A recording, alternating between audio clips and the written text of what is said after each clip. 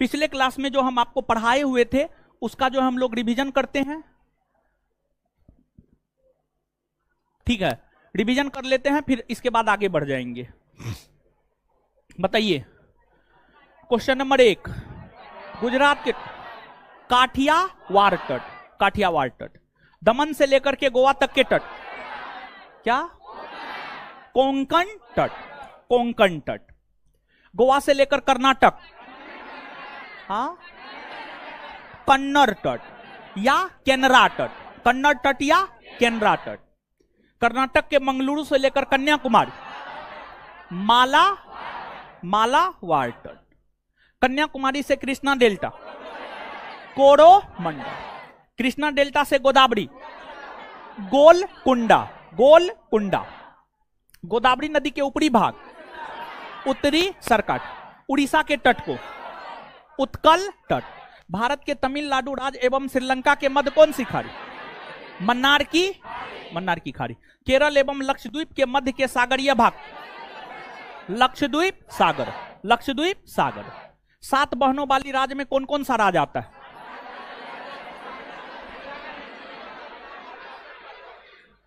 अरुणाचल प्रदेश, असम, मेघालय, नागालैंड, मणिपुर, मिजोरम, त्रिपुरा। विश्व के 5 बड़े द्वीपों का नाम बोलिए, बताए थे। पहला ग्रीनलैंड ना, दूसरा न्यू गिनी, तीसरा बोर्नियो, चौथा मेडागास्कर, पांचवा बेफिन।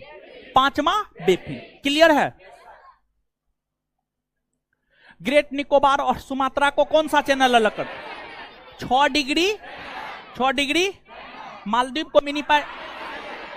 को मिनिकाय से 8 डिग्री चैनल।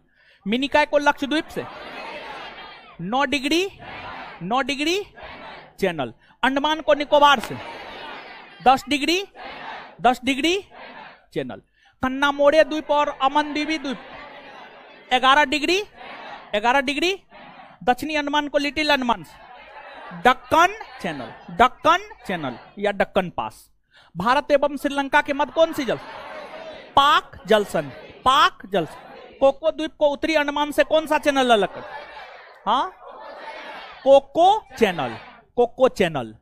कोको द्वीप पर किसका अधिकार है? म्यांमार। अंडमान निकोबार द्वीप समूह की सबसे ऊंची चोटी सैडल पीक किस द्वीप पर स्थित है? उत्तरी अंडमान।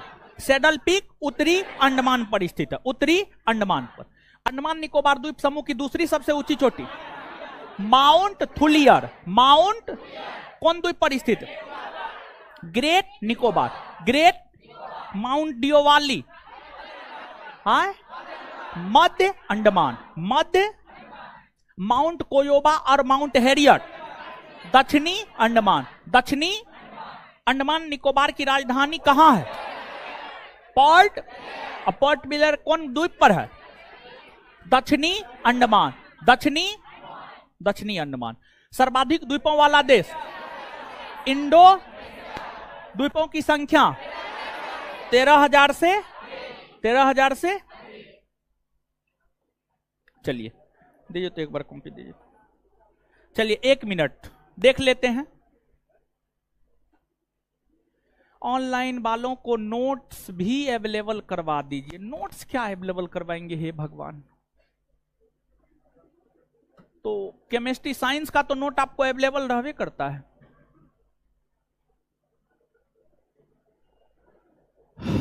चलिए, प्रमुख चैनल हो गया, तट हो गया, सीमा रेखा हो गया,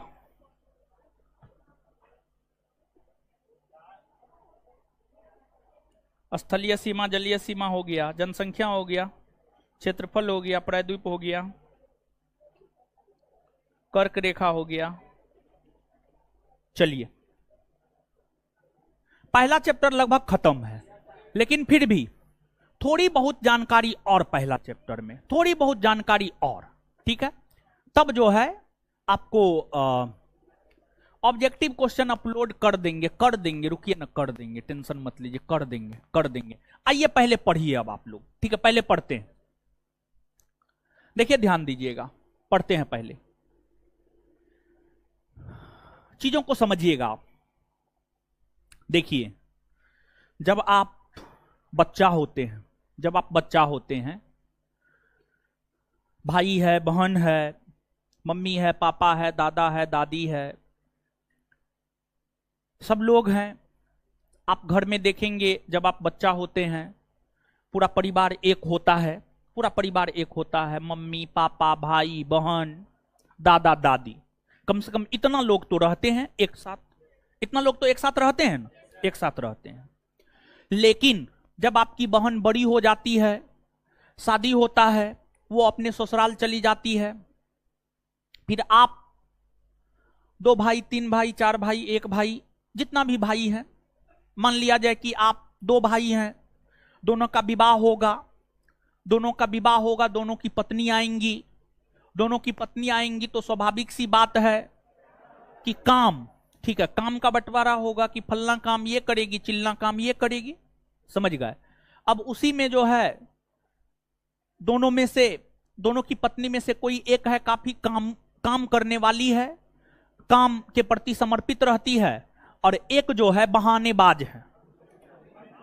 अब एगो पूरा काम कर रही है, एगो बहानेबाज है, तो इसमें होगा कि जो काम करेगी उसको तो लगेगा कि सिर्फ हम काम कर रहे हैं तो बैठे बैठे खाती है, तो फिर मनमुटाव होगा तो परिवार में विभाजन होगा, मनमुटाव होगा तो परिवार में क्या हो जाएगा, विभाजन, परिवार में क्या होगा, विभाजन, परिवार में विभाजन होगा। तो जब आप बचपन में थे, आपका भाई, आपकी बहन सब एक साथ मिल करके रहते थे, लेकिन जैसे जैसे आपका उम्र बढ़ता गया, परिवार बढ़ता गया, आपकी बहन अपने ससुराल चली गई, आपका भाई आपसे अलग हो गया, आप एकदम स्वार्थी हैं, मम्मी पापा को भी आप अलग कर देंगे, स्वयं पत्नी बच्चा के साथ आप रहना पसंद करेंगे, तो मतलब परिवार में विभाजन हो जाता है। तो शुरुआती दौर में परिवार एक होता है, संयुक्त परिवार होता है, लेकिन जब परिवार में 2 घर की अलग अलग लड़की आ जाती है, तो फिर कुछ आंतरिक क्रियाओं के कारण जो है परिवार में विभाजन हो जाता है, और फिर परिवार कई टुकड़ों में बंट जाता है, कई भागों में बंट जाता है। उसी प्रकार से पृथ्वी, एक चीज हम आपको बताए होंगे, नहीं बताए हैं तो आप इस बात को समझिए, एक महादेश होता है और एक महासागर होता है, समझिए, बताए होंगे। एक महादेश होता है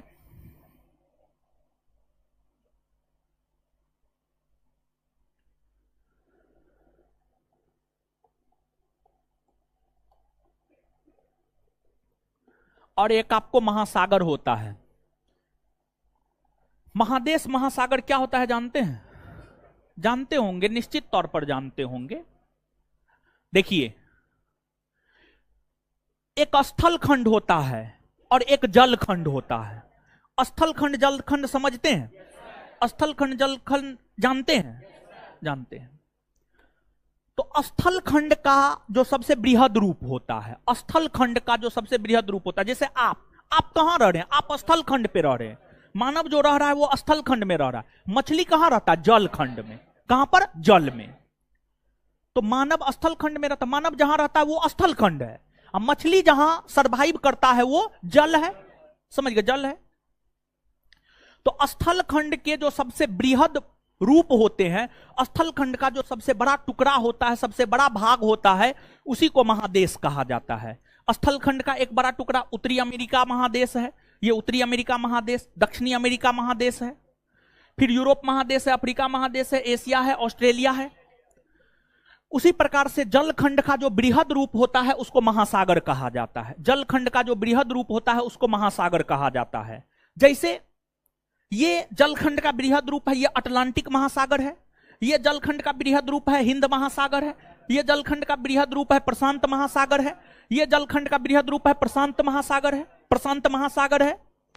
तो महासागर और महाद्वीप, आप देख पा रहे हैं मानचित्र पर, उत्तरी अमेरिका महादेश, दक्षिणी अमेरिका महादेश, यूरोप, अफ्रीका, एशिया, ऑस्ट्रेलिया, ये सभी महादेश है। अटलांटिक महासागर, प्रशांत महासागर, हिंद महासागर, महासागर है। आज से करोड़ों वर्ष पहले, करोड़ों वर्ष पहले, करोड़ों वर्ष, 1000 नहीं, 10 नहीं, 100 नहीं, 1000 नहीं, लाख नहीं, बल्कि आज से करोड़ों वर्ष पहले, आज से करोड़ों वर्ष पहले आज जैसी स्थिति है ना, आज आप देख रहे हैं उत्तरी अमेरिका महादेश, दक्षिणी अमेरिका महादेश, यूरोप महादेश, अफ्रीका महादेश, एशिया, ऑस्ट्रेलिया, सब महादेश अलग अलग बटा हुआ है। सब महादेश अलग अलग है, हां या ना? जैसा कि आप नजरों के सामने देखेंगे सब महादेश अलग अलग है। समझ गए? सभी के सभी महादेश क्या है आपको अलग अलग, सभी के सभी महादेश क्या है अलग अलग है। ठीक है, लेकिन क्या हमेशा से ऐसा था? नहीं, हमेशा से ऐसा नहीं था। आप स्वयं इस बात को सोचिए ना, आप भी थोड़ा तार्किक हैं, ठीक है, आप भी थोड़ा बुद्धिजीवी वर्ग की श्रेणी में आ जाएंगे। बुद्धिजीवी वर्ग की श्रेणी में इसलिए आ जाएंगे क्योंकि आप पढ़ाई कर रहे हैं, इसलिए आप बुद्धिजीवी वर्ग की श्रेणी में आ जाएंगे। और पढ़ रहे हैं तो थोड़ा सा तो सोचने का एक तरीका तो होगा ही आपके भीतर। सोचने का तरीका नहीं है तो उस तरीका को अपने भीतर डेवलप कीजिए। आप स्वयं इस बात को सोचिए कि आप अभी जिस स्थिति में हैं, आप अभी से 5 साल पहले जाकर देखिए, आप अभी जैसा हैं, आपका घर अभी जैसा है, क्या 5 साल पहले सेम एज इट इज था? क्या आप सेम एज इट इज थे? नहीं, नहीं। 5 साल पहले अगर आपका उम्र 20-21 बरस हुआ होगा तो 5 साल पहले आपको तो दाढ़ी मूछ नहीं आया होगा, समझ गए? लेकिन अब दाढ़ी मूछ आ गया है। सबसे बड़ा परिवर्तन तो यही आपको देखने को मिल रहा है। तो जैसे जैसे समय आगे बढ़ता है, चीजों में परिवर्तन होते जाता है। तो समय जैसे जैसे आगे बढ़ता है तो चीज परिवर्तित होते जाता है, हां या ना?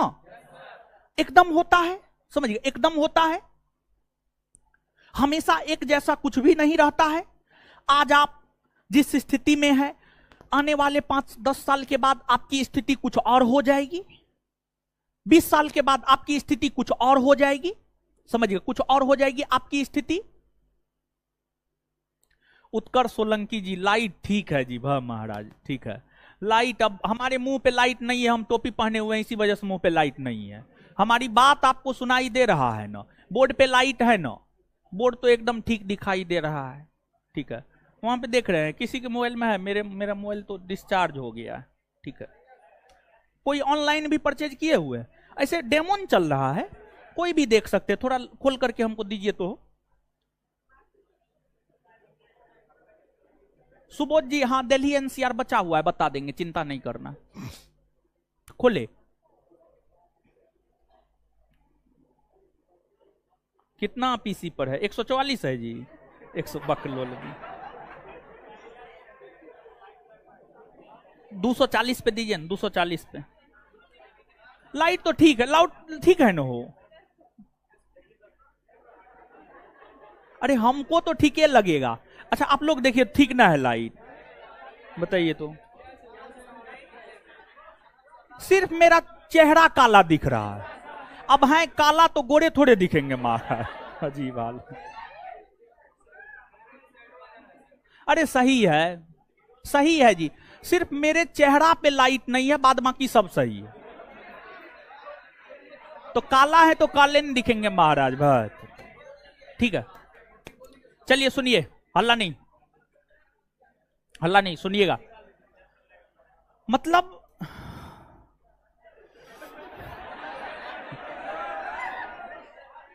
चलिए, अरे छोड़िए ना महाराज, चलिए, हल्ला नहीं, हल्ला नहीं, हल्ला नहीं, समझिएगा। तो मतलब क्या आपको यह बात समझ में आ रहा है कि समय के साथ हर चीज परिवर्तन होते रहता है? यह बात समझ में आ रहा है ना? तो अब देखिए, आज से करोड़ों वर्ष पहले, जब 5 वर्ष 10 वर्ष में आप परिवर्तन देख रहे हैं अपने जीवन में, अपने समाज में, अपने घर में, हर चीज में, तो आज से करोड़ों वर्ष पहले क्या होगा और आज क्या है? निश्चित तौर पर आज से करोड़ों वर्ष पहले कुछ और स्थिति रही होंगी और आज कुछ और स्थिति है। तो आज से करोड़ों वर्ष पहले जब आप जाकर के देखेंगे, तो आज से करोड़ों वर्ष पहले सभी स्थलखंड आपस में एक दूसरे के साथ जुड़ा हुआ था। सभी स्थलखंड आपस में एक दूसरे के साथ जुड़ा हुआ था। सभी स्थलखंड आज से करोड़ों वर्ष पहले जो आपस में एक दूसरे के साथ जुड़ा हुआ था, मतलब जो आपको उत्तरी अमेरिका महादेश है, दक्षिणी अमेरिका महादेश है, यूरोप है, अफ्रीका है, एशिया है, ऑस्ट्रेलिया है, अंटार्कटिका है, ये सभी स्थलखंड है। ये सभी स्थलखंड आपस में एक दूसरे से सटे हुए थे। और ये सभी स्थलखंड जब आपस में एक दूसरे से सटे हुए थे तो उसे पेंजिया कहा जाता था। उसे पेंजिया कहा जाता था। पेंजिया, पेंजिया कहा जाता था। पेंजिया कहा जाता था। और इस स्थलखंड के चारों तरफ जलीय भाग था। इस स्थलखंड के चारों तरफ जो है आपको जलीय भाग था। चारों तरफ जलीय भाग था। और आप यहां पर देखिएगा कि जब यहां पर आप मानचित्र को देखेंगे, प्रशांत महासागर यहां है, अटलांटिक यहां है, हिंद महासागर यहां है, फिर प्रशांत महासागर यहां है, फिर आर्कटिक महासागर ऊपर में है। तो आज तो सभी महासागर भी आपको अलग अलग विभाजित दिख रहे हैं। प्रशांत यहां है, अटलांटिक यहां है, हिंद यहां है, आर्कटिक यहां है। तो सभी महासागर भी अलग अलग विभाजित देखने को मिल रहा है या नहीं मिल रहा, हां या ना? लेकिन आज से करोड़ों वर्ष पहले ऐसी स्थिति नहीं थी, बल्कि आज से करोड़ों वर्ष पहले सभी महासागर भी, प्रशांत, अटलांटिक, आर्कटिक, हिंद, सभी महासागर भी आपस में एक दूसरे के साथ सटा हुआ था और पेंजिया के चारों तरफ फैला हुआ था। और पेंजिया के चारों तरफ जो जलीय भाग फैला हुआ था, इस जलीय भाग को पेंथालासा कहा गया। इस जलीय भाग को क्या कहा गया? पेंथालासा। इस जलीय भाग को पेंथालासा कहा गया। पेंथालासा कहा गया।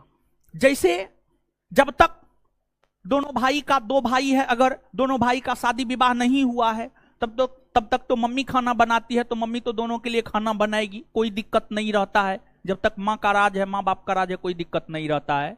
जब अपना राज आ जाता है तब दिक्कत शुरू हो जाता है। समझ गए? तो आपको जो है, जैसे ही शादी विवाह होगा तो परिवार में जो है मनमुटाव, दोनों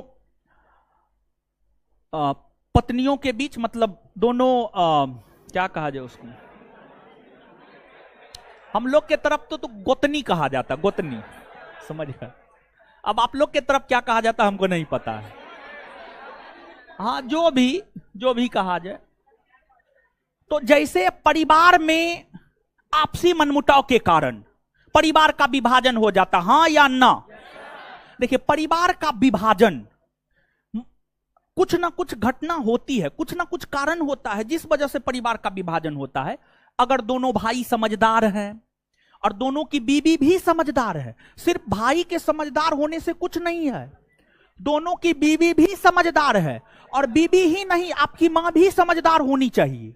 मां का भी, देखिए, घर में जो फूट पड़ता है ना, उसमें मां का भी एक रोल होता है। मां क्या करती है, एक पुतहू को ज्यादा देखने लगती है, दूसरे को इग्नोर करने लगती है, तो स्वाभाविक सी बात है, जलन तो आएगा ही आएगा। समझ गए? तो ये सब चीज, बहुत सारे कारण होते हैं, बहुत सारे कारण होते हैं। ऐसा नहीं कि सिर्फ जो है दोनों अलग अलग घर की लड़की है तो सिर्फ लड़की के कारण विभाजन हो जाता, नहीं। समाज में सामान्य तौर पर यह बात माना जाता है कि नहीं, दो अलग अलग घर की लड़की है, इसी वजह से विभाजन हो गया है। लेकिन ऐसी कोई बात नहीं है। वो भी एक अहम रोल अदा करती है, लेकिन उसके पीछे भी बहुत सारे लोग होते हैं, बहुत सारे कारण होते हैं।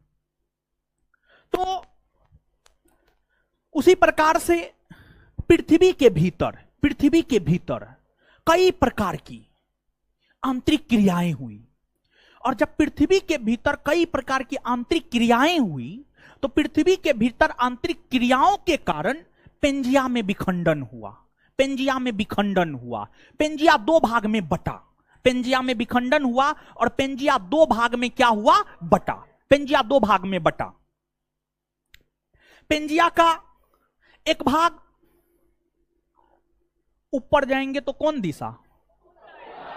हाँ, नीचे, नीचे, दक्षिण। समझ गए? तो पेंजिया का जो विभाजन हुआ, पेंजिया उत्तर की ओर खिसका, पेंजिया उत्तर की ओर खिसका, और साथ ही साथ पेंजिया जो है दक्षिण की ओर भी खिसका। पेंजिया का कुछ भाग उत्तर की ओर खिसका और कुछ भाग जो है आपको दक्षिण पश्चिम की ओर खिसका, दक्षिण पश्चिम की ओर खिसका, या दक्षिण मान लीजिए, ठीक है, डायरेक्शन छोड़िए, उत्तर दक्षिण सिर्फ मान करके चलिए। पेंजिया का कुछ भाग उत्तर की ओर खिसका और पेंजिया का कुछ भाग दक्षिण की ओर खिसका। पेंजिया का जो भाग उत्तर की ओर खिसका, उत्तर की ओर खिसका, उसे जो है अंगारा लैंड कहा गया, सॉरी, अंगारा लैंड, अंगारा लैंड कहा गया, या उसे लॉरेंसिया कहा गया, अंगारा लैंड कहा गया, या फिर उसे लॉरेंसिया, लॉरेंसिया कहा गया। वहीं पेंजिया का जो हिस्सा दक्षिण की ओर खिसका उसे गोंडवाना लैंड कहा गया। उसे क्या कहा गया? गोंडवाना लैंड, उसे गोंडवाना लैंड कहा गया, उसे गोंडवाना लैंड कहा गया। और पेंजिया में जब विखंडन हुआ तो एक भाग उत्तर की ओर खिसका अंगारा लैंड और एक भाग दक्षिण की ओर खिसका गोंडवाना लैंड। अब अंगारा लैंड में कुछ भूभाग आ गए, गोंडवाना लैंड में भी कुछ भूभाग आ गए। अंगारा लैंड और गोंडवाना लैंड जब आपस में टूटा, समझ गए, जब आपस में टूटा, जैसे परिवार का विभाजन होता है, दो भाई का विभाजन हुआ, तो दोनों अपने अपने जमीन या अपने अपने घर, दोनों के जो घर का सीमा होता है, दोनों के घर का जो सीमा होता है, वहां पर दीवार खड़ा कर देता है, टाट खड़ा कर देता है, ढड्ढी खड़ा कर देता है, या जो भी मन होता है अपना खड़ा कर देता है, ईटा लगा देता है, जो भी मन होता है। ये सब चीज होता है ना परिवार में, एकदम होता है, हर किसी के परिवार में होता है। इसको लेकर के आपको चिंतित होने की जरूरत नहीं है। अगर आपके परिवार में हो रहा है एकदम चिंतित मत होइए, 99.99% लोगों के परिवार में ये सब चीज होता है, समझ गए? तो इसलिए इस सब चीज को लेकर बहुत ज्यादा चिंतित नहीं होना है। ये संसार का नियम है। जैसे संसार का नियम है कि मनुष्य जन्म लिया है तो जन्म लिया है तो मरेगा ही, तो वैसे ही दो भाई हैं तो विभाजन होबे करेगा, और ढड्ढी घिंचेबे करेगा, बाउंड्री पड़बे करेगा, परिवार में विभाजन होबे करेगा, रामायण महाभारत घर में होबे करेगा। तो इसलिए इस सब चीज को लेकर बहुत ज्यादा चिंतित नहीं होना। ये सब चीज घर में हो ना तो एकदम कान में तेल लेकर के आराम से सो जाइए और मान करके चलिए ये सब होगा, सबके घर में होगा। आप अपने परिवार में, समाज में देखिए, किसके घर में नहीं हो रहा है? सिर्फ आप ही के घर में हो रहा है क्या? बगल वाला घर में नहीं हो रहा है? लेकिन यही है, टाइमिंग अलग अलग होता है। अब आपके घर में हो रहा है तो बगल वाला हंसेगा, अब बगल वाला घर में होगा तो आप हंसिएगा, समझिए। तो अब देखिएगा अंगारा लैंड और गोंडवाना लैंड, अंगारा लैंड और गोंडवाना लैंड में जब विभाजन हुआ तो अंगारा लैंड और गोंडवाना लैंड के बीच में जो है एक सागर, समझ गए, एक सागर का निर्माण हुआ। और जिस सागर का निर्माण हुआ उसे हम लोग तेथिस सागर कहते हैं, तेथिस सागर कहते हैं, तेथिस सागर कहते हैं। और यह जो तेथिस सागर है, इस तेथिस सागर पर आज हिमालय पर्वत बसा हुआ है। आज का जो हिमालय पर्वत है, आज का जो हिमालय पर्वत है, आज जहां पर हिमालय पर्वत है वहां पर पहले तेथिस नामक सागर हुआ करता था। तेथिस सागर से पहले वो क्षेत्र पेंजिया कहलाता था, वो क्षेत्र पेंजिया कहलाता था। तो देखिए जहां पर पहले पेंजिया था, पेंजिया में विखंडन हुआ तो तेथिस सागर का निर्माण हुआ और फिर जाकर के वहां पर क्या है? हिमालय पर्वत है। आज हिमालय पर्वत है, आने वाले लगभग करोड़ों वर्ष बाद वहां पर हिमालय पर्वत भी नहीं होगा। वहां पर क्या होगा यह किसी को पता नहीं है, समझ गए? वैज्ञानिकों को पता नहीं है, विद्वानों को पता नहीं है, तो हमको खाक पता होगा, समझिए, हमको भी पता नहीं है। तो समय के साथ सब चीज परिवर्तन होते रहता है। अब यहां पर एक चीज समझिएगा, यहां पर आप एक चीज समझिएगा, आप देख रहे हैं कि अगर हम इसको देखें तो ये पृथ्वी के केंद्र से होकर 0 डिग्री अक्षांश रेखा गुजरती है और 0 डिग्री अक्षांश रेखा के ऊपर जाते हैं तो क्या होता है? उत्तरी गोलार्ध, और नीचे आते हैं तो दक्षिणी गोलार्ध, दक्षिणी गोलार्ध। तो अब विशेष तौर पर आप गौर कीजिएगा, जो नॉर्थ अमेरिका है, यूरोप है, एशिया है, एशिया है, फिर यहां पर जो है आपको ये कहां गया, हाँ ग्रीनलैंड है, समझ, ग्रीनलैंड है, उत्तरी अमेरिका, ग्रीनलैंड, यूरोप, एशिया, ये सभी उत्तरी गोलार्ध में है। किस गोलार्ध में है? उत्तरी गोलार्ध। और यहां पर पेंजिया में विखंडन होकर जो उत्तरी भाग में खिसका, इसे हम लोग क्या कहते हैं? अंगारा लैंड, अंगारा लैंड या लॉरेंसिया। तो जो विशेष तौर पर उत्तरी गोलार्ध में है, उत्तरी गोलार्ध में क्या क्या है? अभी तुरंत आपने मानचित्र पर देखा कि उत्तरी गोलार्ध में जो है, समझिएगा, उत्तरी गोलार्ध में जो है आपको उत्तरी America, Europe, Africa, sorry Asia, Greenland, ये सभी अंगारा लैंड या लॉरेंसिया के अंतर्गत आते हैं। ये सभी महादेश अंगारा लैंड या लॉरेंसिया के अंतर्गत आते हैं। वही दक्षिणी गोलार्ध में जब आप देखेंगे तो दक्षिणी गोलार्ध में जो है आपको south America, Africa, Madagascar, Australia, ये अंटार्कटिका, फिर अंटार्कटिका भी, ये सभी जो है आपको गोंडवाना लैंड के अंतर्गत आते हैं। ये सभी जो है आपको गोंडवाना लैंड के अंतर्गत आते हैं। देखिए अब यहां पर टोटल जो है 1 2 3 4 5 6, टोटल 6 प्रश्न बनता है। अभी जो हमने आपको लेक्चर दिया है यहां से टोटल 6 प्रश्न बनता है, और 6 के 6 प्रश्न अपने आप में महत्वपूर्ण है। टोटल प्रश्न अपने आप में महत्वपूर्ण है। क्या 6 प्रश्न बनता है? अगर आपने चीजों को समझा है तो आप फटाफट जवाब दीजिएगा। ठीक है, पहला प्रश्न, आज से करोड़ों वर्ष पहले, आज से करोड़ों वर्ष पहले सभी स्थलखंड आपस में एक दूसरे के साथ जुड़े हुए थे, उसे विद्वानों ने क्या नाम दिया? क्या नाम दिया? पेंजिया। दूसरा प्रश्न यह बनता है कि पेंजिया के चारों तरफ जो जलीय भाग था उसे क्या नाम दिया? पेंथा। पेंजिया के चारों तरफ जो जलीय भाग था उसे क्या नाम? पेंथालासा। और पेंजिया में जब विखंडन हुआ तो पेंजिया जो उत्तरी भाग की ओर खिसका उसे क्या कर? अंगारा लैंड या, और दक्षिणी भाग में जो गोंडवाना लैंड, गोंडवाना लैंड, समझिए गोंडवाना लैंड। और इसके बाद अंगारा लैंड और गोंडवाना लैंड के बीच कौन से सागर का, कौन से सागर, कौन से सागर? तेथिस सागर।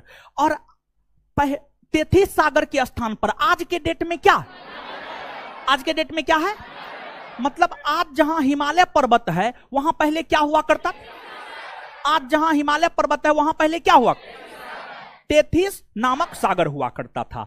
अब देखिएगा यहां पर, अब मूल प्रश्न पर आते हैं। ये तो 5-6 प्रश्न काफी महत्वपूर्ण है। इसके अलावे और एक चीज आपसे पूछा जाता है, कौन महादेश जो है अंगारा लैंड में आता है और कौन महादेश जो है गोंडवाना लैंड में आता है? तो आप हमको यह बात बताइएगा, north America, Greenland, Europe, Asia, किसमें? अंगारा, अंगारा, एक बार फिर से, north America, Greenland, Europe, Asia, किसमें? अंगारा लैंड में। South America, Africa, Australia, Antarctica, Gondwana, Gondwana. देखिए अब इतना चीज बताने के पीछे उद्देश्य क्या था? इतना चीज बताने के पीछे उद्देश्य था भारत। यह प्रश्न भी काफी महत्वपूर्ण प्रश्न है अपने आप में। यह भी आपसे पूछा जाता है, भारत अंगारा लैंड में आता है या गोंडवाना लैंड में आता है? देखिए भारत, अगर हम बात करें एशिया महादेश की, तो एशिया महादेश अंगारा लैंड में आता है, और एशिया महादेश के अंतर्गत ही हमारा देश भारत है। लेकिन हमारा देश भारत एशिया महादेश में आने के बावजूद भी अंगारा लैंड में नहीं आता है, बल्कि जो हमारा देश भारत है, हम लोगों का देश भारत है, हम लोगों का देश भारत गोंडवाना लैंड में आता है। हम लोगों का देश भारत किस में आता है? गोंडवाना लैंड में। हम लोगों का देश भारत की अगर हम बात करें तो भारत किस में आता है? आपको गोंडवाना लैंड में। भारत गोंडवाना लैंड में आता है। और यह प्रश्न जो है, कोई ऐसा परीक्षा नहीं होगा, यूपीएससी, बीपीएससी, अन्य स्टेट पीसीएस, इसके बाद बिहार पुलिस, बिहार दरोगा नहीं पूछा है, बिहार पुलिस इस प्रश्न को पूछ दिया है। भारत अंगारा लैंड का हिस्सा है या गोंडवाना लैंड का?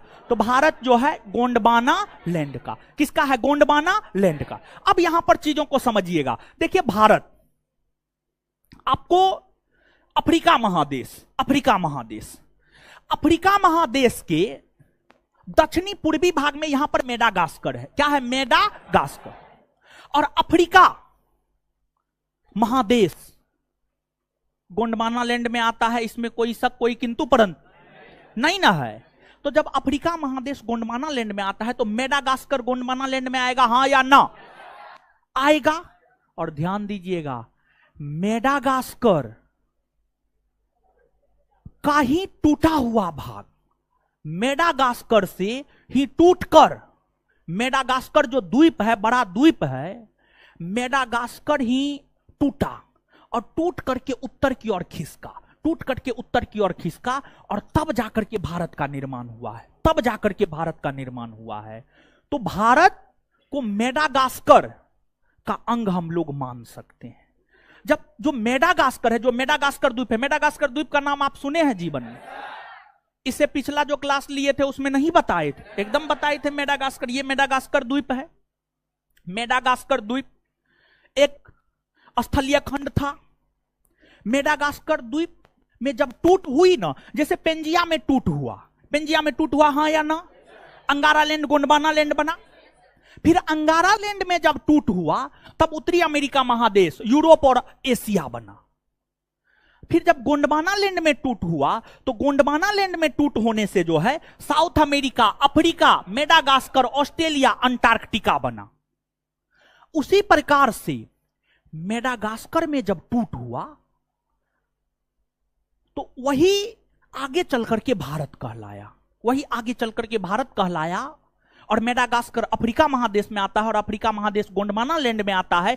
इसलिए भारत अंगारा लैंड नहीं बल्कि गोंडवाना लैंड के अंतर्गत आता है। और दूसरी बात, भारत आगे चल करके हम लोग जो दूसरा चैप्टर पढ़ेंगे, भारत के पर्वत पठार मैदान, भारत के पर्वत पठार मैदान को पढ़ेंगे तो हिमालय पर्वत, उत्तर भारत का विशाल मैदान, उत्तर भारत का विशाल मैदान, तटीय मैदान, प्रायद्वीपीय क्षेत्र, प्रायद्वीपीय भारत, इन सभी चीजों को हम लोग पढ़ेंगे। तो जो भारत है, जैसे आप इस बात को ऐसे समझिएगा, जैसे हम मानव हैं, जैसे हम मानव हैं, नाक है, मुंह है, कान है, आंख है, माथा है, हाथ है, पैर है, सब चीज है, ठीक है। वैसे अगर आप भारत को देखेंगे तो राजनीतिक तौर पर नहीं, राजनीतिक तौर पर तो भारत को 28 राज्य 8 केंद्र शासित प्रदेश में बांटा गया है, लेकिन भौगोलिक तौर पर जब आप भारत को देखेंगे तो भौगोलिक तौर पर जो है भारत को मुख्यतः 3 भागों में बांटा गया है। भारत को मुख्यतः 3 भागों में बांटा गया भौगोलिक तौर पर, भौगोलिक तौर पर मुख्यतः। यहां पर एक शब्द का प्रयोग कर रहे हैं मुख्यतः, क्योंकि कुछ बुक को जब आप पढ़ेंगे तो भौगोलिक तौर पर कुछ विद्वान भारत को 5 भागों में बांटे हैं, कुछ विद्वान 4 भागों में बांटे हैं और कुछ विद्वान 3 भागों में बांटे हैं।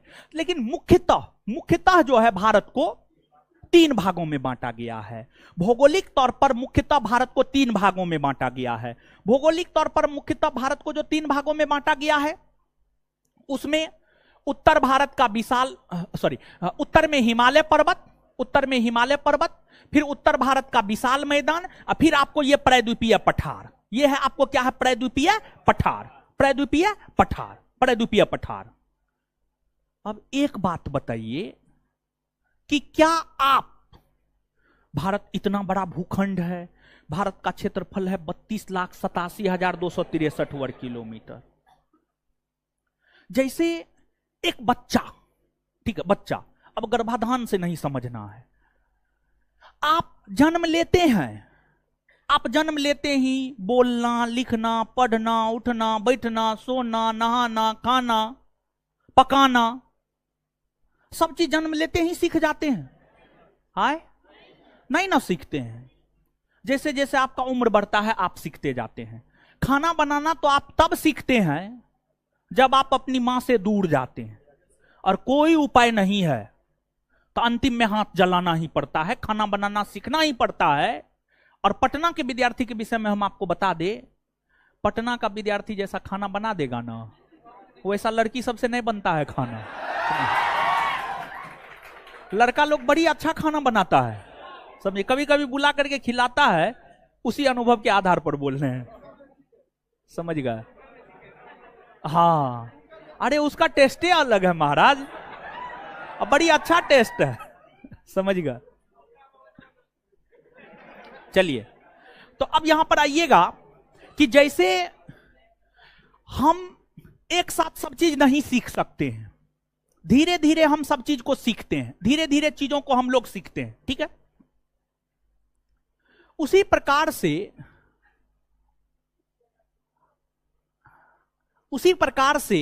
समझिएगा, उसी प्रकार से जो है आपको मुख्यतः भौगोलिक तौर पर जो भारत को 3 भागों में बांटा गया है, हिमालय पर्वत, उत्तर भारत का विशाल मैदान, प्रायद्वीपीय पठार। तो अब प्रश्न यह उठता है कि भारत का सबसे प्राचीनतम भूभाग कौन है, मतलब सारा भारत का सबसे पुराना भूभाग कौन है। जैसे आप सबसे पहले जो है, जब आपका जन्म हुआ होगा तो आप बोलना सीखे होंगे, फिर आप चलना सीखे होंगे, फिर आप दौड़ना सीखे होंगे, फिर जो है आप लिखना पढ़ना सीखे होंगे। तो वैसे ही हिमालय पर्वत, उत्तर भारत का विशाल मैदान और प्रायद्वीपीय पठार, सबसे पहले किसका निर्माण हुआ?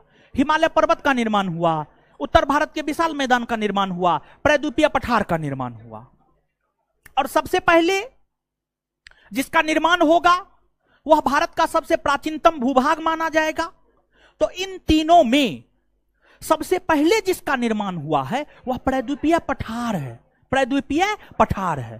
प्रायद्वीपीय पठार के बाद हिमालय पर्वत का निर्माण हुआ, और हिमालय पर्वत के बाद उत्तर भारत के विशाल मैदान का निर्माण हुआ। मतलब भारत का सबसे प्राचीनतम भूभाग प्रायद्वीपीय पठार, और भारत का सबसे आधुनिकतम या नया भूभाग उत्तर भारत का विशाल मैदान, उत्तर भारत का विशाल।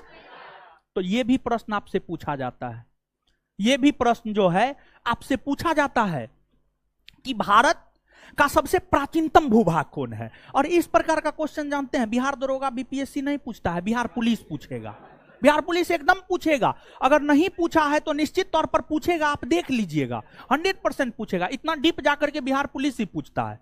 क्लियर है? तो ये बात आपको समझ में आया, हाँ या ना? तो टोटल 8 से 10 पॉइंट हो गया। अब जो टोटल 8 से 10 पॉइंट हो गया, इस 8 से 10 पॉइंट को हम लोग लिख लेते हैं, समझ गए? तो अब नीचे से लिखना प्रारंभ कीजिए। तो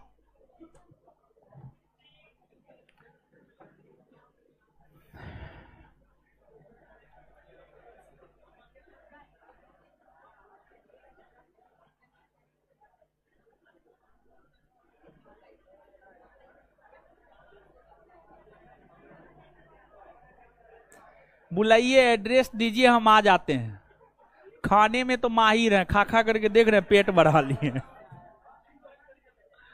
सिर्फ बोल रहा आइए हवेली पर, कभी आइए सर, कभी रूम पर। बुलाइए ना, एड्रेस दीजिए, आ जाते हैं। खाना का तो हमको दिक्कत रहबे करता, हमको तो जो खाना बुला देता हम उसी के पास चले जाते हैं, समझे? लिखिए,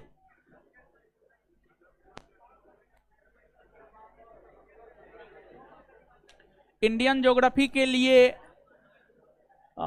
एग्जाम पर्पस बोलिएगा तो बता देंगे। एग्जाम अगर आपको बीपीएससी टाइप का निकालना है तो आप माजिद हुसैन पढ़िए, माजिद हुसैन पढ़िए। और उसके बाद जो है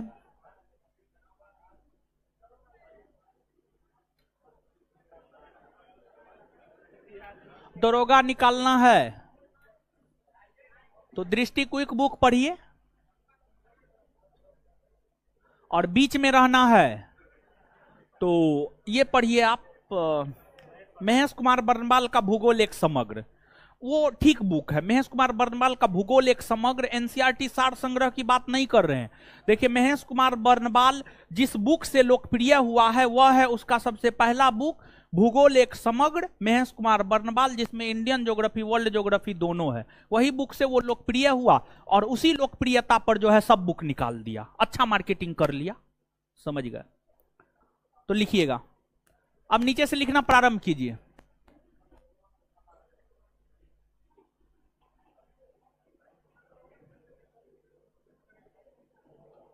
लिखिएगा, आज से करोड़ों वर्ष पूर्व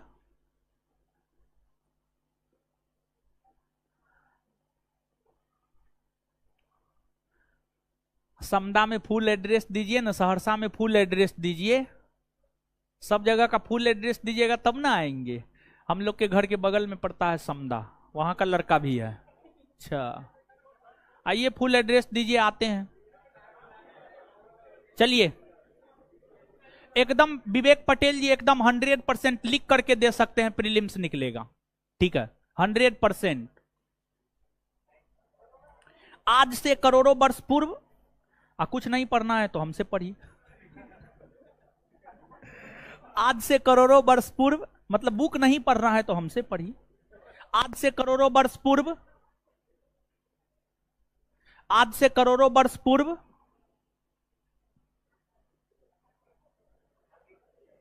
आज से करोड़ों वर्ष पूर्व सभी स्थलखंड सभी स्थलखंड सभी स्थलखंड आपस में आपस में आपस में आपस में सटे हुए थे, आपस में सटे हुए थे, आपस में सटे हुए थे, जिसे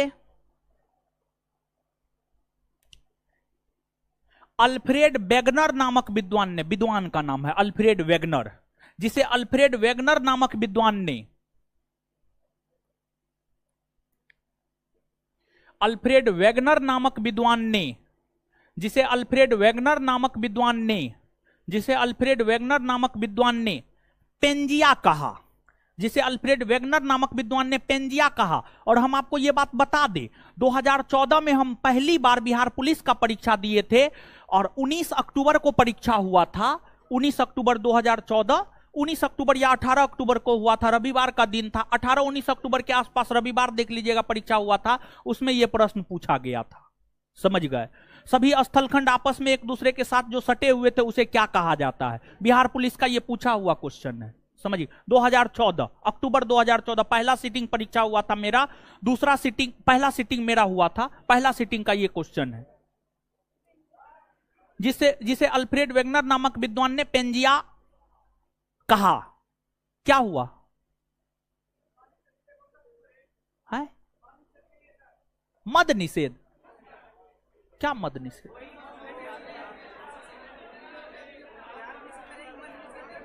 मद निषेध में भी पूछा है, हो सकता है पूछा होगा।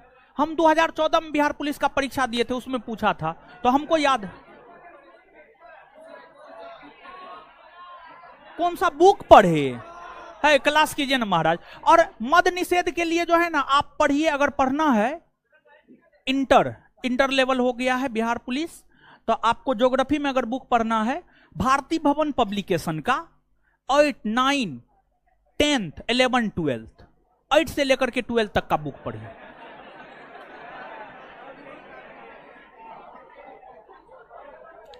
अल्फ्रेड वेगनर नामक विद्वान ने पेंजिया कहा, फुल स्टॉप। पेंजिया के चारों तरफ, पेंजिया के चारों तरफ, पेंजिया के चारों तरफ, पेंजिया के चारों तरफ, पेंजिया के चारों तरफ, पेंजिया के चारों तरफ जो जलीय भाग था, पेंजिया के चारों तरफ जो जलीय भाग था,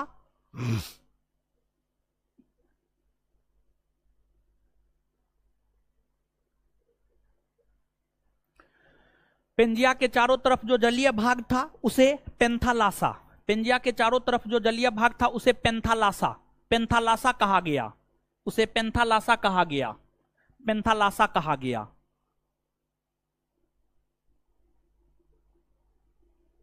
फुल स्टॉप। उसी में कंटिन्यू, कालांतर में जाकर, कालांतर में जाकर, उसी में कंटिन्यू लिखते जाइएगा, उसी में कंटिन्यू। कालांतर में जाकर, कालांतर में जाकर, कालांतर में जाकर पेंजिया में विखंडन हुआ, कालांतर में जाकर पेंजिया में विखंडन हुआ, पेंजिया में विखंडन हुआ,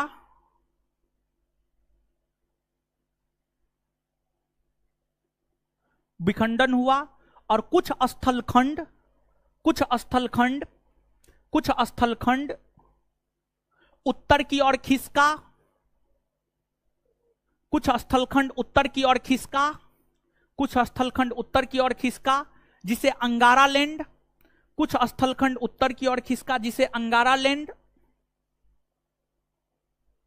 अंगारा लैंड, तथा कुछ स्थलखंड दक्षिण की ओर खिसका, तथा कुछ स्थलखंड दक्षिण की ओर खिसका, तथा कुछ स्थलखंड दक्षिण की ओर खिसका जिसे गोंडवाना लैंड, तथा कुछ स्थलखंड दक्षिण की ओर खिसका जिसे गोंडवाना लैंड कहा गया, जिसे गोंडवाना लैंड कहा गया, जिसे गोंडवाना लैंड कहा गया। Full stop. उसी में कंटिन्यू लिखिएगा। अंगारा लैंड और गोंडवाना लैंड के बीच में, अंगारा लैंड और गोंडवाना लैंड के बीच में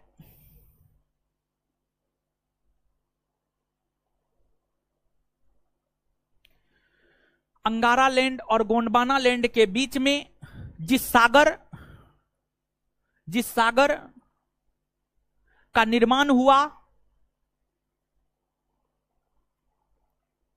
अंगारा लैंड और गोंडवाना लैंड के बीच में जिस सागर का निर्माण हुआ उसे तेथिस सागर, उसे तेथिस सागर, उसे तेथिस सागर, उसे तेथिस सागर, तेथिस बोर्ड पे लिखा हुआ, उसे तेथिस सागर कहा गया है, उसे तेथिस सागर कहा गया है, तेथिस सागर कहा गया है। Full stop. आज जहां हिमालय पर्वत है, उसी में कंटिन्यू लिखते जाइएगा। आज जहां हिमालय पर्वत है, आज जहां हिमालय पर्वत है, आज जहां हिमालय पर्वत है, आज जहां हिमालय पर्वत है वहां, आज जहां हिमालय पर्वत है वहां, वहां पहले तेथिस नामक सागर हुआ करता था। आज जहां हिमालय पर्वत है वहां तेथिस नामक सागर पहले हुआ करता था। आज जहां हिमालय पर्वत है वहां तेथिस नामक सागर पहले हुआ करता था। आज जहां हिमालय पर्वत है वहां तेथिस नामक सागर पहले हुआ करता था। तेथिस नामक सागर पहले हुआ करता था। तेथिस नामक सागर पहले हुआ करता था। तेथिस नामक सागर पहले हुआ करता था। Full stop. अब नीचे से पैराग्राफ चेंज करके या स्टार मार के, जिसमें लिखना स्टार मार के लिखिए। अब पैराग्राफ में नहीं लिखना, स्टार मार के जो है 3 4 5 पॉइंट यहां से हम आपको लिखाएंगे, तो स्टार मार के लिखिएगा आप।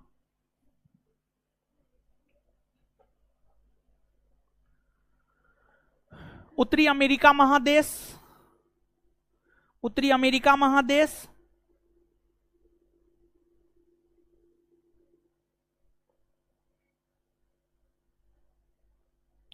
उत्तरी अमेरिका महादेश, ग्रीनलैंड, उत्तरी अमेरिका महादेश कोमा ग्रीनलैंड,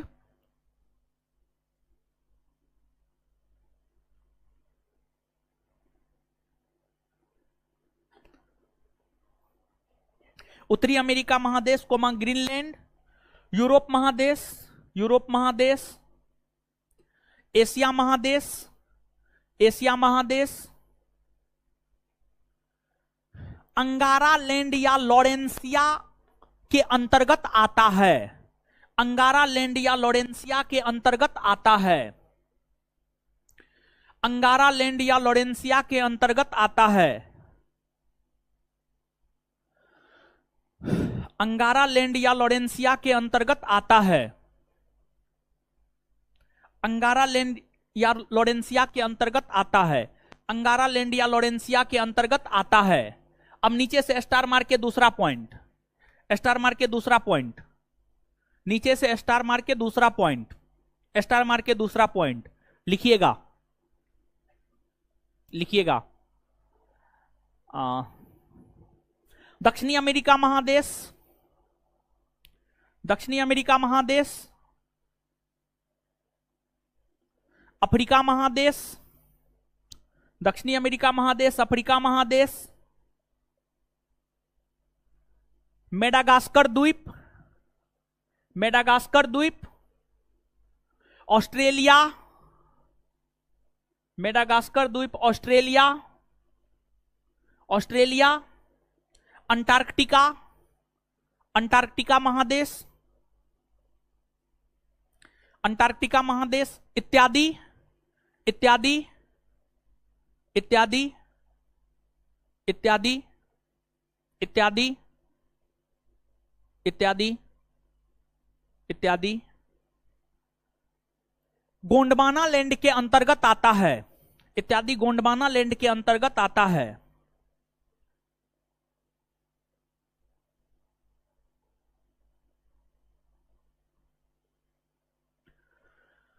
गोंडवाना लैंड के अंतर्गत आता है। अब नीचे से अगला स्टार मार के अगला पॉइंट लिखिएगा।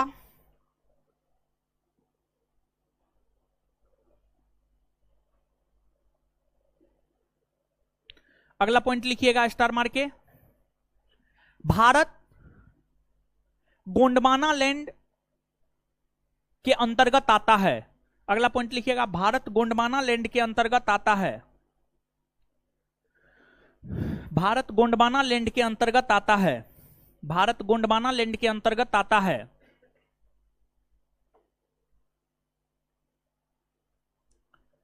एक और पॉइंट लिखिएगा, भारत का सबसे प्राचीनतम भूभाग, भारत का सबसे प्राचीनतम भूभाग,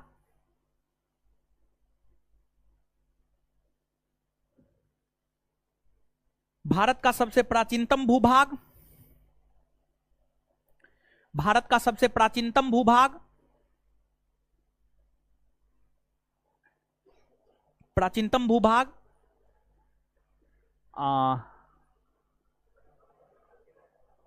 प्रायद्वीपीय भारत है, प्रायद्वीपीय भारत है। भारत का सबसे प्राचीनतम भूभाग प्रायद्वीपीय भारत है।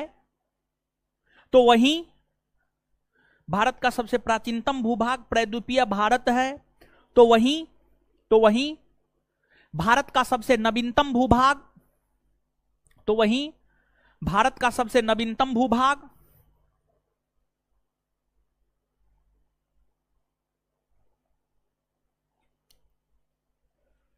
तो वहीं भारत का सबसे नवीनतम भूभाग,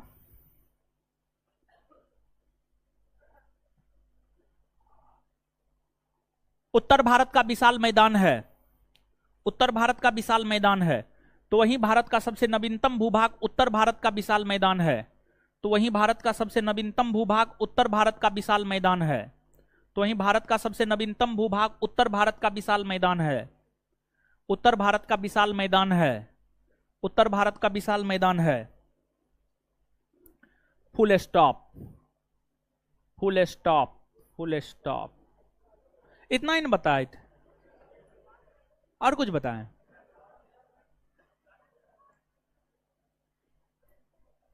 खत्म हो गया। आई मूल तौर पर यहां पर यह बात क्लियर करना था कि भारत अंगारा लैंड में आता है या गोंडवाना लैंड। टोटल बात क्लियर हो गया। ठीक है, चलिए अब आगे बढ़ते हैं।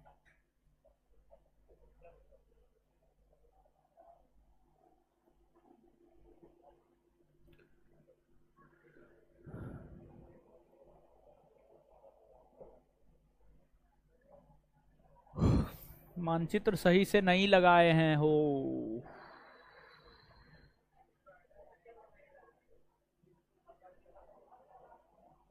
मानचित्र सही से लगाना आप सीखिए, समझे?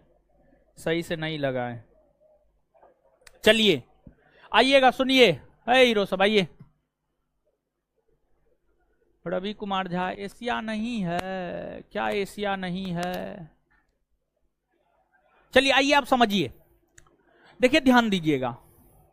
भारत है नो, अरे बोलिए नो, आए एक आध गो फैक्ट बताते हैं, फिर अन्य चीजों पर आएंगे, और ये सब फैक्ट आप जानते होंगे। भारत में टोटल 28 राज्य और 8 केंद्र शासित प्रदेश है, हाँ या ना? हाँ, ठीक है। 28 राज्य और 8 केंद्र शासित प्रदेश है। आपका कल का होमवर्क है, होमवर्क है कल का, 28 राज्यों का नाम, राजधानी, 8 केंद्र शासित प्रदेश का नाम, राजधानी लिख करके लाना है। ये आपका कल का होमवर्क है, ठीक है? लिख करके ले आइएगा ना। अगर कल लिख करके नहीं लाइएगा तो जो है फिर आगे क्या होगा वो देखा जाएगा। तो लिख करके ले आइएगा। ऐसे हम प्रयास करेंगे टेलीग्राम चैनल पर भी भेज दे। टेलीग्राम चैनल पर जो है ना केमिस्ट्री के साथ साथ जो है ये भी भेज देंगे, आप अपना लिख करके ले आइएगा इसी नोट में, ठीक है? अब भारत में जो 28 राज्य 8 केंद्र शासित प्रदेश है, ऐसे हम ये सब बात आपको बताए हैं, लेकिन फिर भी राज्य के संदर्भ में क्षेत्रफल और जनसंख्या, क्षेत्रफल और जनसंख्या,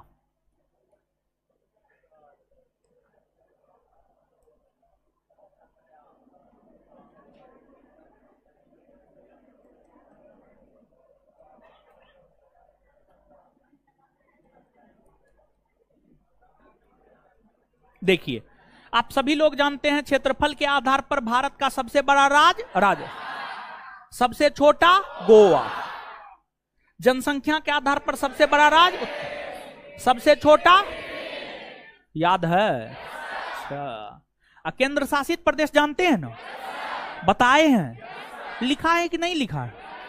लिखा है नहीं है? अच्छा लिख लीजिएगा, हमको पता था हम नहीं लिखा है, क्योंकि हम भी अभी नोट देखे थे तो हम नहीं देखे थे, ठीक है? और एक बात बताइएगा, क्षेत्रफल के आधार पर सबसे बड़ा केंद्र शासित प्रदेश, हाँ क्या? लद्दाख।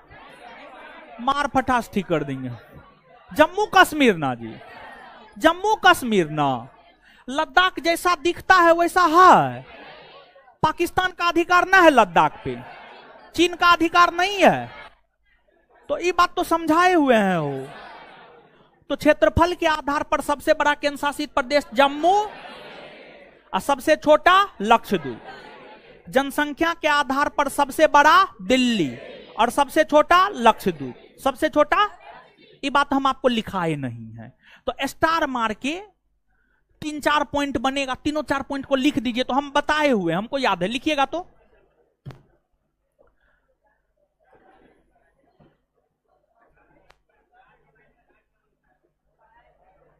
लिखिए, क्षेत्रफल के आधार पर, क्षेत्रफल के आधार पर, क्षेत्रफल के आधार पर भारत का सबसे बड़ा राज्य राजस्थान,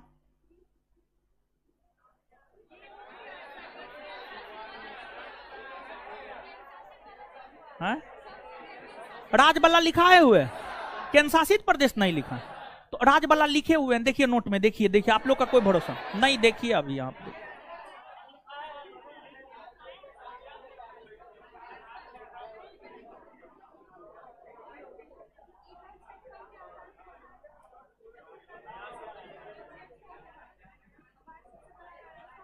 हाँ लिखा हुआ है, ठीक है। केंद्र शासित प्रदेश वाला नहीं लिखा है, केंद्र शासित प्रदेश वाला लिखिए, ठीक है? केंद्र शासित प्रदेश वाला लिखिए, लिखिएगा केंद्र शासित प्रदेश, हेडिंग मार लीजिएगा केंद्र शासित प्रदेश।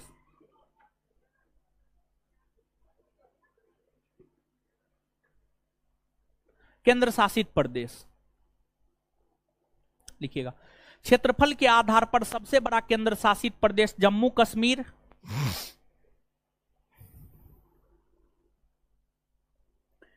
क्षेत्रफल के आधार पर सबसे बड़ा केंद्र शासित प्रदेश जम्मू कश्मीर तथा सबसे छोटा केंद्र शासित प्रदेश तथा सबसे छोटा केंद्र शासित प्रदेश लक्षद्वीप है। तथा सबसे छोटा केंद्र शासित प्रदेश लक्षद्वीप है। तथा सबसे छोटा केंद्र शासित प्रदेश लक्षद्वीप है। तथा सबसे छोटा केंद्र शासित प्रदेश लक्षद्वीप है। लक्षद्वीप है। लक्षद्वीप है। अगला पॉइंट, जनसंख्या के आधार पर सबसे बड़ा केंद्र शासित प्रदेश। जनसंख्या के आधार पर सबसे बड़ा केंद्र शासित प्रदेश। जनसंख्या के आधार पर सबसे बड़ा केंद्र शासित प्रदेश। जनसंख्या के आधार पर सबसे बड़ा केंद्र शासित प्रदेश। जनसंख्या के आधार पर सबसे बड़ा केंद्र शासित प्रदेश। जनसंख्या के आधार पर सबसे बड़ा केंद्र शासित प्रदेश।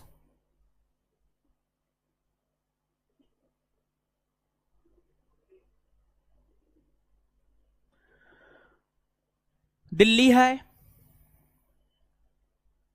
दिल्ली है। जबकि सबसे छोटा केंद्र शासित प्रदेश, जबकि सबसे छोटा केंद्र शासित प्रदेश लक्षद्वीप है।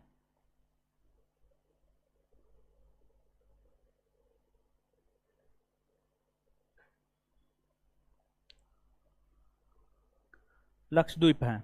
चलिए, और जानते हैं एक बात, सुबह के केमिस्ट्री और शाम के केमिस्ट्री में अंतर है। सुबह के केमिस्ट्री का फी है 249 रुपया और शाम के केमिस्ट्री का फी है 349 रुपया या 449 रुपया होगा। ठीक है, हाँ, जो भी होगा, जो भी होगा पता नहीं हमको, लेकिन ज्यादा होगा। बिट्टू सर स्वयं बोले हैं ये बात, काहे कि सुबह के केमिस्ट्री में पुराना नोट से पढ़ाया जा रहा है और शाम के केमिस्ट्री में नया नोट से पढ़ाया जा रहा है, इसलिए फी में अंतर है। अब आप लोग कहिएगा कि सुबह और शाम के केमिस्ट्री में अंतर क्यों है, तो अंतर है समझिए। है आप लोग के लिए, पूछिए ना।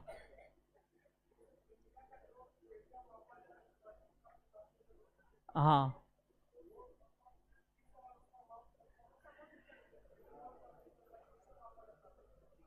यानी भारत का क्षेत्रफल 32,87,263 वर्ग किलोमीटर है। ये कैसे मापा जाता है? ये वैज्ञानिक सबका काम है। एक यंत्र आता है जैसे वर्षा, वर्षा समझते हैं? जैसे एक बात बताइए, आपको बुखार लगा, आप बुखार कैसे माप लेते हैं? थर्मामीटर से। वैसे ही बड़े भूखंड के माप को लेकर एक यंत्र होता है, उस यंत्र का नाम हम एग्जैक्ट भूल रहे हैं, हम पिछले दिनों टेस्ट में बताए हैं, ध्यान से उतर रहा है।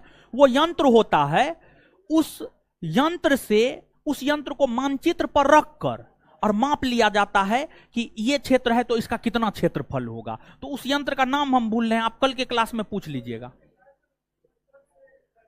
और 3214, 2933,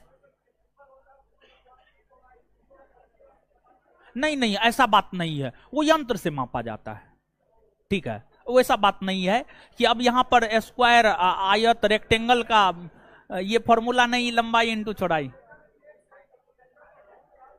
नहीं वैसा बात नहीं है, नहीं वैसा बात नहीं। ठीक है, बैठ जाइए। और वो तो वृत्ताकार या आयताकार अगर क्षेत्र हो तब ना लंबाई इंटू चौड़ाई। आयत का क्षेत्रफल निकालने का फॉर्मूला क्या है? आयत का क्षेत्रफल निकालने का फॉर्मूला क्या है? 2 इंटू लंबाई इंटू चौड़ाई, 2 इंटू ना।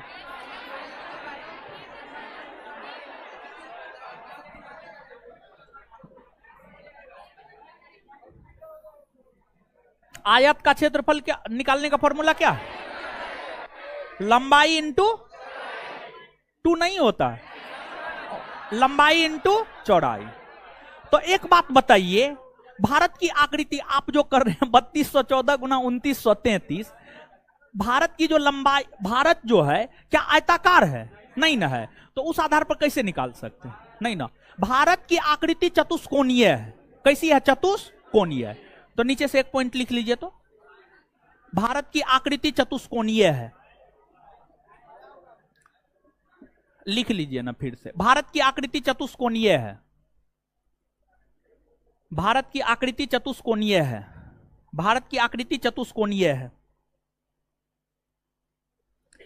भारत की आकृति चतुष्कोणीय है। ठीक है, चतुष्कोणीय है। अब यहां पर आइएगा, अब यहां पर चीजों को समझिएगा थोड़ा सा, ठीक है। भारत समुद्री सीमा बनाता है, यह बात तो आपको स्पष्ट है। एक बात बताइए, भारत जो समुद्री सीमा बनाता है, ये जो समुद्र तट है,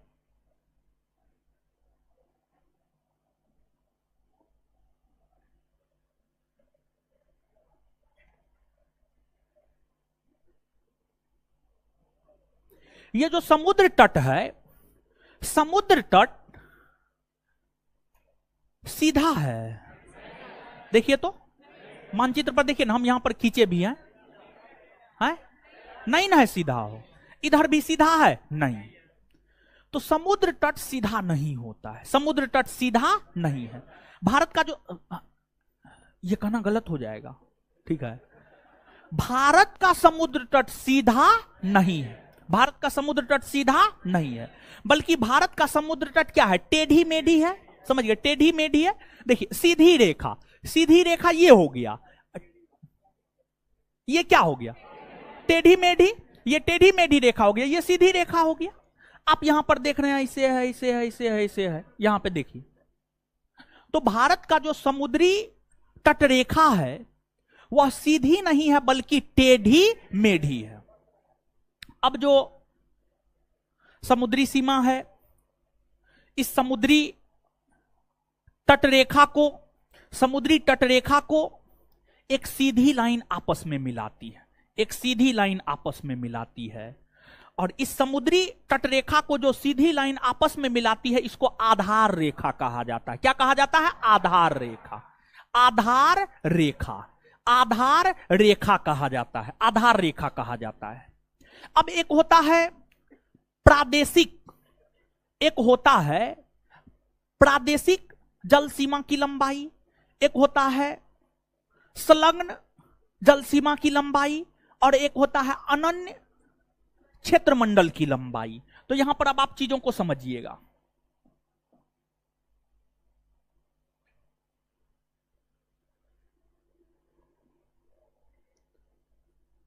ठीक है।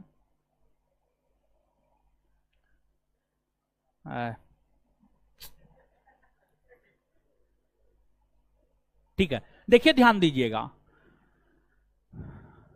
प्रादेशिक जल सीमा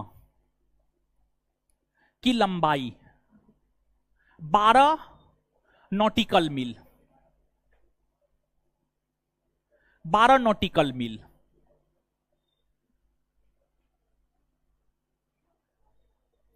संलग्न, संलग्न जल सीमा की लंबाई 24 नॉटिकल मील, और अनन्य क्षेत्रमंडल या जल सीमा क्षेत्रमंडल की लंबाई 200 समुद्री मील, 200 समुद्री मील, 200 समुद्री मील।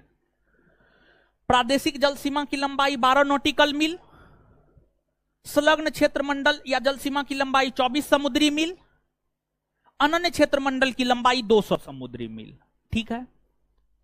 अब यहां पर एक बात, सबसे पहली बात, एक नॉटिकल मील, जैसे देखिए स्थल खंड में, स्थल खंड में किलोमीटर में नापा जाता है, स्थल खंड के भूभाग को किलोमीटर में मापा जाता है, और जो समुद्री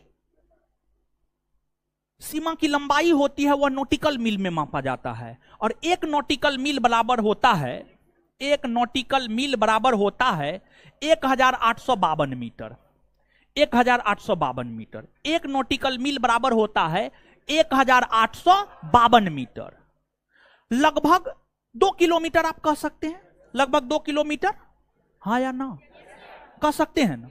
चलिए अब अगली बात समझिएगा, तो ये जो प्रादेशिक जल सीमा, संलग्न क्षेत्रमंडल, अनन्य क्षेत्रमंडल, इसका जो निर्धारण किया जाता है वो आधार रेखा से किया जाता है। कहां से किया जाता है, आधार रेखा से, आधार रेखा से।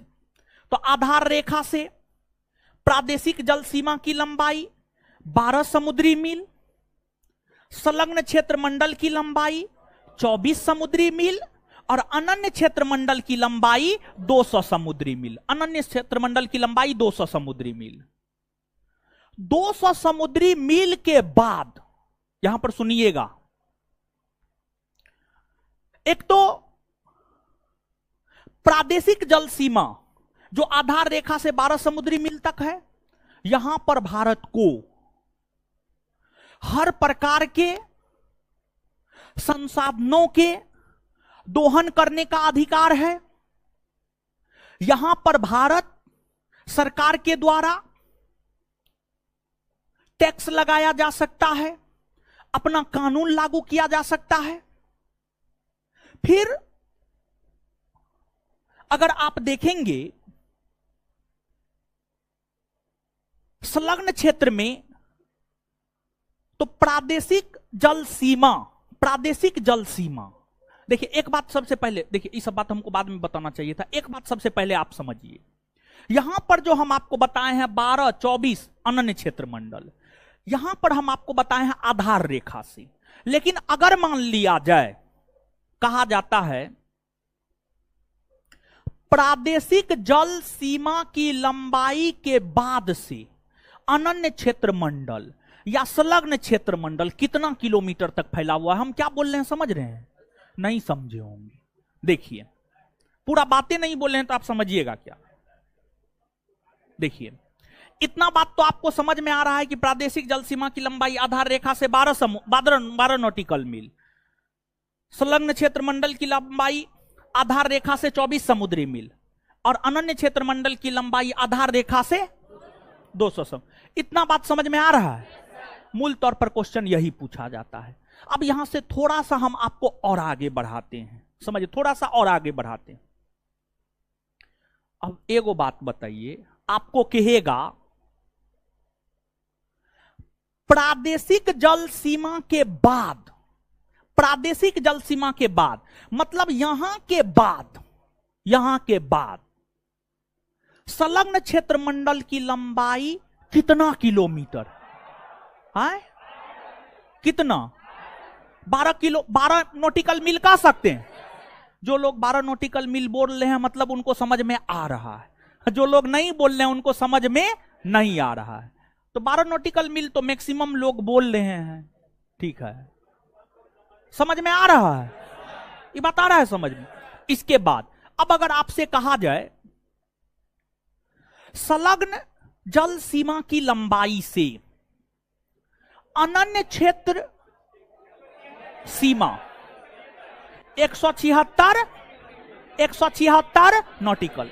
अब यहां पर देखिए प्रादेशिक जल सीमा, यहां पर भारत को सभी अधिकार प्राप्त होते हैं, टोटल अधिकार। इस क्षेत्र में भारत का जो मन है वो करेगा, जो मन है वो करेगा। लेकिन जब आप यहां से आगे बढ़ेंगे, यहां से आगे बढ़ेंगे तो यहां पर थोड़ा सा कम अधिकार प्राप्त है। फिर जब आप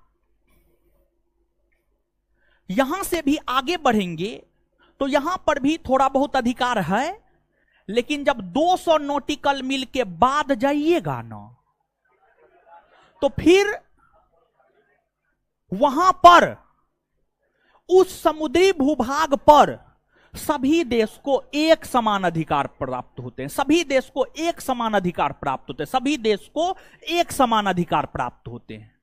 यह बात समझ में आया है? आ गया है ना? तो अब नीचे से 2, 3 पॉइंट, 4 पॉइंट लिखिए, ठीक है, लिखिएगा।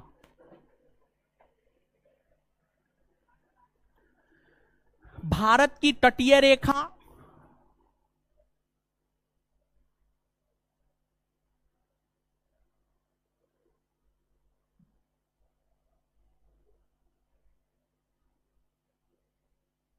भारत का तटीय रेखा, भारत का तटीय रेखा टेढ़ी मेढ़ी है, टेढ़ी मेढ़ी, भारत का टेढ़ी मेढ़ी लिखना होगा।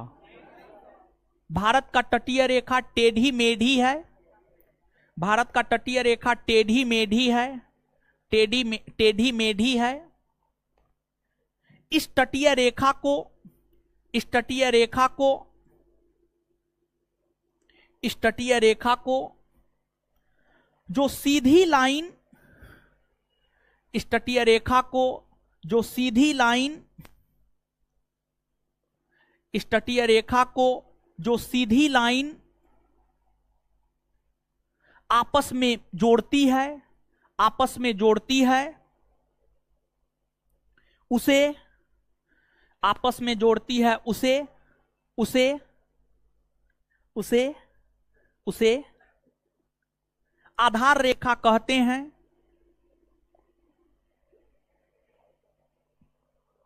आधार रेखा कहते हैं।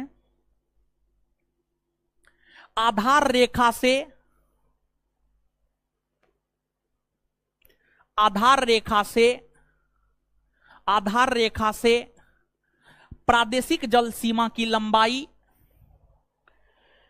आधार रेखा से प्रादेशिक जल सीमा की लंबाई, आधार रेखा से प्रादेशिक जल सीमा की लंबाई 12 नॉटिकल मील, आधार रेखा से प्रादेशिक जल सीमा की लंबाई 12 नॉटिकल मील, कोमा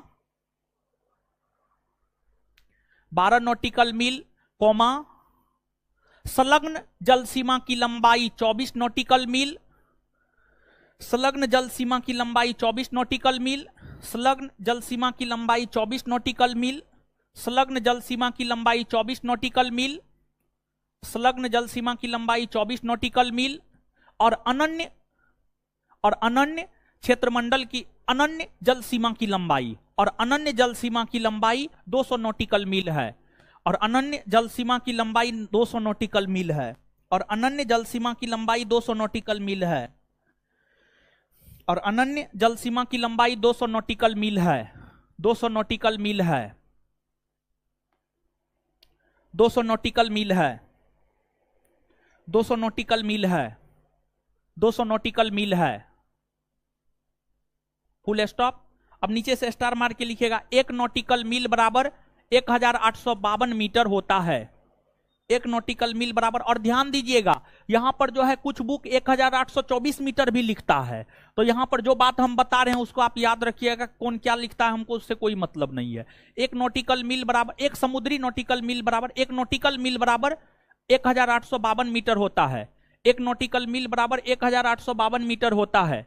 1 नॉटिकल मील बराबर 1852 मीटर होता है। 1 नॉटिकल मील बराबर 1852 मीटर होता है।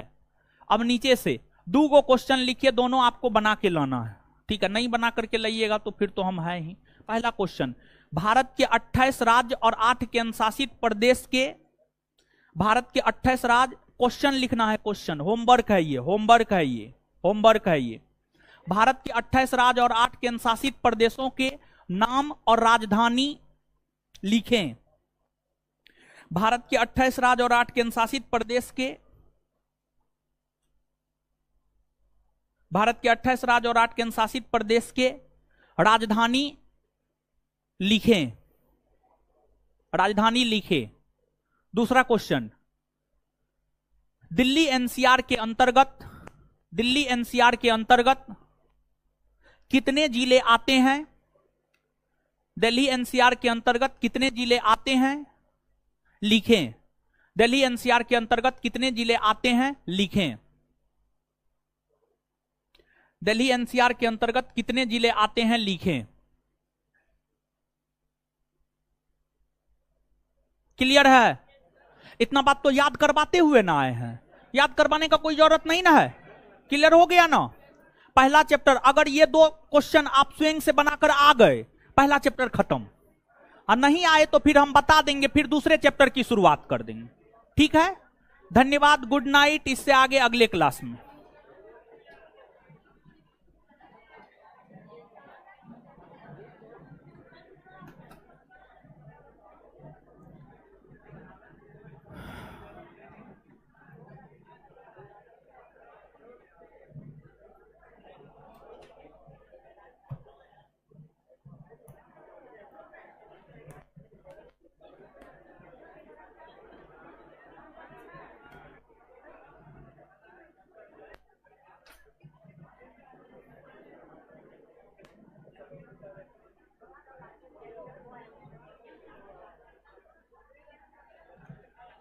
कोयला, हाँ थोड़ा बहुत, हाँ हाँ हाँ हाँ हाँ।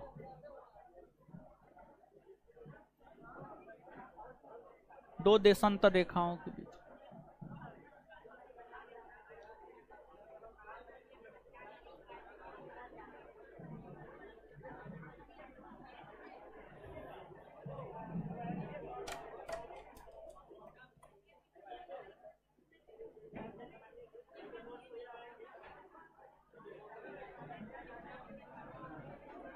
चलिए ठीक है, इससे आगे अगले क्लास में देखते हैं। Good night.